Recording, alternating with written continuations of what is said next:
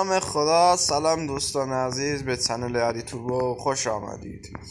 بچه‌ها امروز میخوایم یه چالشی بریم، چالش لان وولف هدشات بریم. فقط آماده اید دوستان؟ حتما لایک و سابسکرایب یادتون نره. بریم به سراغ ویدیو. چرا